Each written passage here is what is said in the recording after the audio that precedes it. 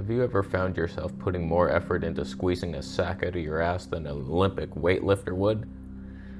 Well, boy, we should talk. I have the solution for you. He's in the ocean. He's in the ocean. I've suffered through every digestive malady on purpose so you don't have to. From stools being too big, too wide, painful to release, just the strain, from like explosive diarrhea. I've been high fruit fiber, vegan, juice fasting, keto, carnivore. I've done it all. I've experimented, and we've settled on a nice plane of existence, just a balanced keto diet, some meats, some veggies, some fats. I was suffering up until a couple weeks ago, not suffering, but like digestion wasn't perfect. I was having like a lot of diarrhea. I'm trying to flush things out. I do not want to be constipated. I've heard too much about transit time, and if it backs up too long, you're like getting colon cancer eventually. When you search in your old buddy Google Thompson, they lie to you immediately, give you a bunch of solutions that are just laxative-like in their abilities and just harm you long term. It's hard to find good information anymore, but we have some things we've learned from our ancestors. And I was taking magnesium to flush the bowels. Dumb. It's a dumb thing to do. It's a mineral, like magnesium citrate. It's not absorbed well, so the body just flushes the canal with water. And I was having all this gas. So here's the deal. Magnesium was rushing my food that wasn't ready to leave my system. And it got all disturbed. It was just hanging out, relaxing on a lawn chair. And the magnesium comes in and it's like, hey, come on, let's move it along here. It's like, it's not a line. We're relaxing by the pool. And when this happens, you push food that's not digested yet through your canal, and then all kinds of bad bacteria start latching onto that. Ooh, look at all this food. I should have eaten it, not you, little punks. So like the magnesium was throwing me off, creating all kinds of bubbles. So after doing that 48-hour water fast and then no magnesium since then, things have been very normal.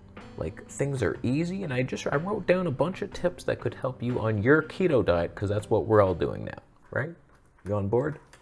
I don't change my mind a lot at all. So do a short water fast, a little 48 hours. You should be eating 1 meal a day anyway. Who needs more than that? Not you. So little short, little reset. I just made the video telling you how and why.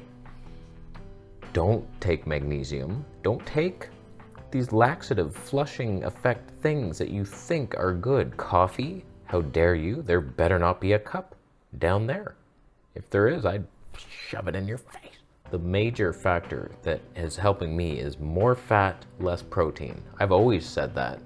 I've always been trying to get as little amount of protein as possible, but it's fun to eat, and fat is the key to gliding everything. You coat everything, it slippy slides out of your body, whereas protein's like a rock.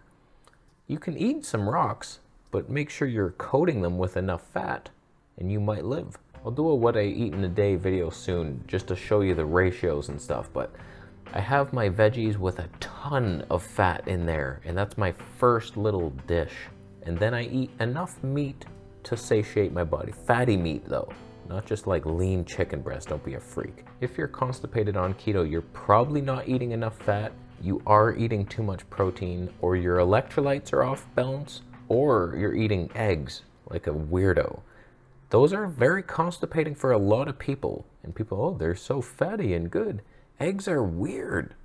They're not right. It's not meat. That's why, like, I would love to be a vegetarian. I would totally do that. Just eggs and veggies and fats and nuts, like almost vegan, hardly killing anything. But eggs are like the worst for me, and dairy, even worse. I don't even like the ghee. I'm pretty sure that gives me cramps. I haven't been eating it lately. I switched to tallow and beef suet. Unbelievably better. So much better. I can't believe I ate ghee for so long, knowing I have a dairy allergy, but it's to the protein. I thought with ghee being all fat. Point is, dairy and eggs suck, and meat fat is the way, if you're fine with burning in hell. When it comes to electrolytes, get them from your food. You don't buy an electrolyte powder and think, oh, I'm good now, I'm balanced, I'm adding the minerals that was lacking in my diet. Just eat the food that had it, and it's enjoyable. Broccoli, avocado, yummy. Add some salt. Are you getting enough salt? Don't overdo it. I don't think you should add so much salt that you're like trying to find ways to hide it in your water and shit. Like, not 2 teaspoons in your meal. Common sense. Pinch and sprinkle. Pinch and sprinkle, you freak. Lately, I have been adding a pinch to my water just to see. Throughout the day, I'm just drinking water, waiting for my one meal. And I feel like if it's just plain water, you're not gonna really hold on to it. So a little electrolyte in there in the form of Celtic sea salt could go a long way. Just don't, not a teaspoon to where it's like tastes salty and then you're getting a salt water flush. That's not why we're doing this. You just need enough salt because we're all on keto and we lose our salt and you have to replace it. And it's yummy to do so. Don't forget to drink enough actual water. That actually hydrates sometimes if you can hold on to the minerals in that water. Water is a tricky one. If you drink like a bunch of distilled water, I've done these fasts and like you're getting more and more dehydrated. I can feel it on my lips. Like I'm drinking all this water. It's not hydrating, but you need enough of it. I make herbal teas. I feel like that's enough. Minerals and stuff like stinging nettle, horsetail. You make something like that. It's like, okay, I think the body holds on to that kind of water. Last tip, and then we recap. Fermented foods, obviously. You've seen what's been going on here lately. I got the kombucha, the water kefir. My water kefir grains, they're gone haywire. Ever since my fridge died because my landlord let someone unplug it and refuses to pay for my food that was lost. That can't be legal. Someone help me. How do I get my money for that?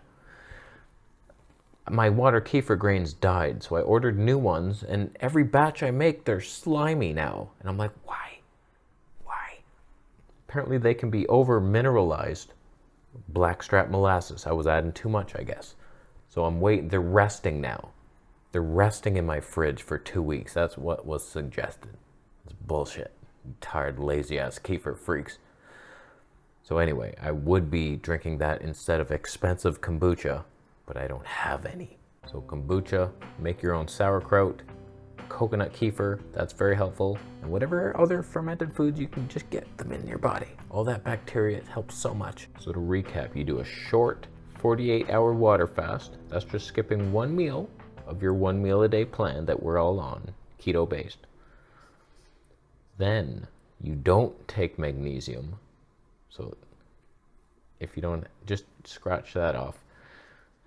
Get your electrolytes from the food. Just eat enough vegetables, and potassium is what we're talking about here with the avocado. You're adding sea salt, eating potassium and magnesium-rich foods.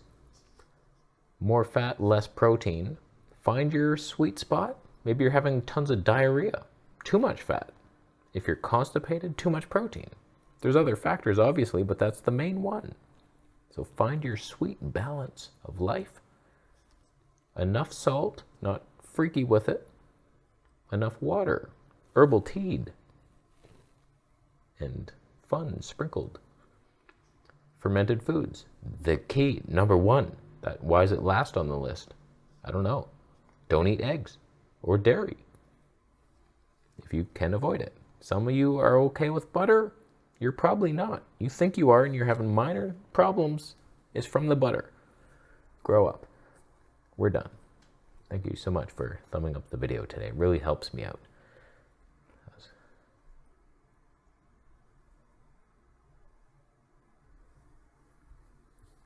I see them, even though you don't.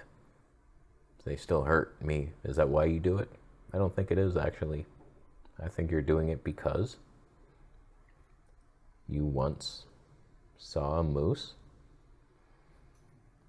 He was scratching his back with antlers, and so you bought a claw thing to scratch your back, not realizing that it was coated in chemicals. All those wood things are varnished, and now you're adding back poisons just because your lazy ass can't stretch. That is hard to reach. I'm not gonna lie to you. There's always that spot you can't reach either way. It's like, who could ever scratch that? That's why you have a partner in life, like a fiance. Get one. I have one. I'll leave. You subscribing? You can become a member. I should have mentioned that at the beginning. You get icons, little badges. No one cares. I'll go.